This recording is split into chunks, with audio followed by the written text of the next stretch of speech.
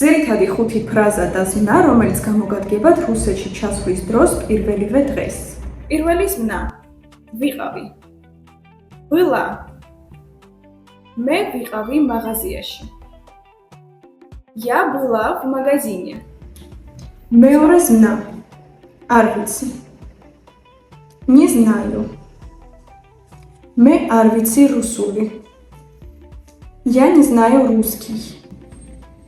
მესამე ზმნა. ხომ ვერ მეტყვით. Не подскажете? ხომ ვერ მეტყვით ეს სად არის? Не подскажете, где это? მეოთხე ფრაზა. რა ღირს? Сколько стоит? რა ღირს ეს ჩანთა? Сколько стоит эта сумка? მეხუთე ფრაზა. მე ვმუშაობ. Я работаю. მე ვმუშაობ სილამაზის სალონში. Я работаю в салоне красоты. გინდა ალაპარაკდე რუსულად? მაშინ მოგწერეთ ამ ნომერზე. სიტყვა კურსი და მიიღე ერთი უფასო ვიდეო გაკვეთილი ან საცდელი გაკვეთილი პედაგოგთან.